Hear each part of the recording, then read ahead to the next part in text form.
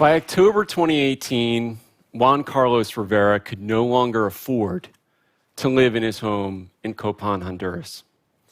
As the Dallas Morning News reported, a gang was taking 10% of his earnings from his barbershop. His wife was assaulted going to her pre-K teaching job, and they were concerned about the safety of their young daughter. But what could they do? Run away? Seek asylum in another country? They didn't want to do that. They just wanted to live in their country safely. But their options were limited. So that month, Juan Carlos moved his family to a safer location while he joined a group of migrants on the long and perilous journey from Central America to a job a family member said was open for him in the United States. By now, we're all familiar with what awaited them at the US-Mexico border. The harsher and harsher penalties doled out to those crossing there, the criminal prosecutions for crossing illegally, the inhumane detention, and most terribly, the separation of families. I'm here to tell you that not only is this treatment wrong, it's unnecessary. This belief that the only way to maintain order is with inhumane means is inaccurate. And in fact, the opposite is true. Only a humane system will create order at the border. When safe, orderly, legal travel to the United States is available, very few people choose travel that is unsafe, disorderly, or illegal. Now, I appreciate that the idea that legal immigration could just resolve the border crisis might sound a bit fanciful. But here's the good news. We have done this before. I've been working on immigration for years at the Cato Institute and other think tanks in Washington, D.C., and as the senior policy advisor for a Republican member of Congress negotiating bipartisan immigration reform. And I've seen firsthand how America has implemented a system of humane order at the border for Mexico. It's called a guest worker program. And here's the even better news. We can replicate this success for Central America. Of course, some people will still need to seek asylum at the border. But to understand how successful this could be for immigrants like Juan Carlos, understand that until recently, nearly every immigrant arrested by Border Patrol was Mexican. In 1986, each Border Patrol agent arrested 510 Mexicans, well over one per day. By 2019, this number was just 8. That's one every 43 days. It is a 98% reduction. So where have all the Mexicans gone? The most significant change is that the US began issuing hundreds of thousands of guest worker visas to Mexicans so that they can come legally. Jose Vasquez Cabrera was among the first Mexican guest workers to take advantage of this visa expansion. He told the New York Times that before his visa, he'd made terrifying illegal border crossings, braving near deadly heat and the treachery of the landscape.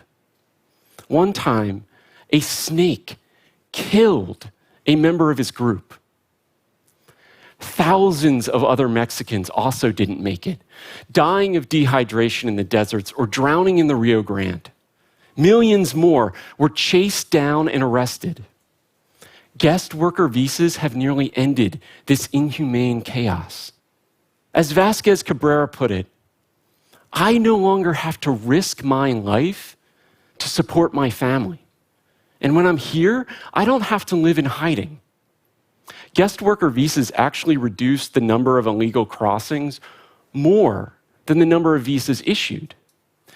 Jose Basilio, another Mexican guest worker, explained why to the Washington Post in April. He said, even though he hadn't received a visa this year, he wouldn't risk all of his future chances by crossing illegally. This likely helps explain why, from 1996 to 2019, for every guest worker admitted legally from Mexico, there was a decline in 2 arrests of Mexicans crossing illegally. Now, it's true, Mexican guest workers do some really tough jobs: picking fruit, cleaning crabs, landscaping in 100-degree heat. And some critics maintain that guest worker visas are not actually humane and that the workers are just abused slaves. But Vasquez Cabrera thought a guest worker visa was liberating, not enslavement. And he, like nearly all other guest workers, chose the legal path over the illegal one, repeatedly. The expansion of guest worker visas to Mexicans has been among the most significant humane changes in US immigration policy ever.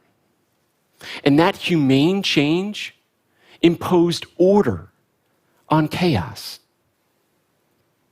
So where does this leave Central Americans like Juan Carlos? Well, Central Americans received just 3% of the guest worker visas issued in 2019, even as their share of border arrests has risen to 74%. The US issued just 1 guest worker visa to a Central American for every 78 who crossed the border illegally in 2019.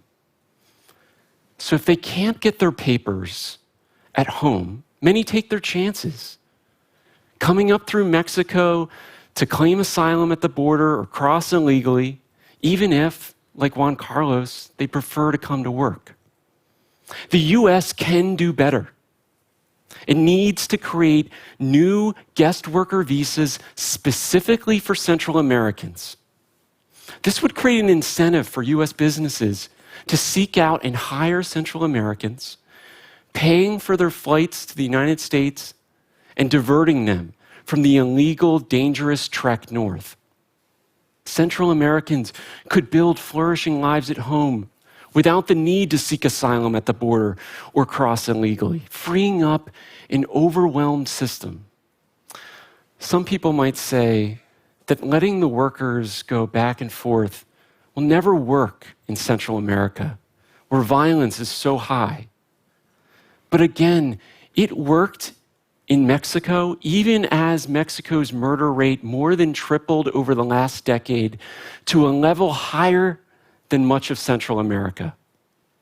And it would work for Juan Carlos, who said despite the threats, he only wants to live in the United States temporarily, to make enough money to sustain his family in their new home. He even suggested that a guest worker program would be one of the best things to help Hondurans like him. Cynthia, a 29-year-old single mother of 3 from Honduras, seems to agree. She told the Wall Street Journal that she came for a job to support her kids and her mom. Surveys of Central Americans traveling through Mexico by the College of the Northern Border in Mexico confirm that Juan and Cynthia are the norm. Most, not all, but most do come for jobs, even if, like the Riveras, they may also face some real threats at home. How much would a low-wage job help a Honduran like Juan or Cynthia? Hondurans like them make as much in 1 month in the United States as they do in an entire year working in Honduras. A few years' work in the United States can propel a Central American into its upper middle class where safety is easier to come by. What Central Americans lack is not the desire to work, not the desire to contribute to the US economy, to contribute to the lives of Americans. What Central Americans lack is a legal alternative to asylum to be able to do so legally. Of course, a new guest worker program will not resolve 100% of this complex phenomenon. Many asylum seekers will still need to seek safety at the US border. But with the flows reduced, we can more easily work out ways to deal with them humanely. But ultimately, no single policy has proven to do more to create an immigration system that is both humane and orderly than to let the workers come legally. Thank you.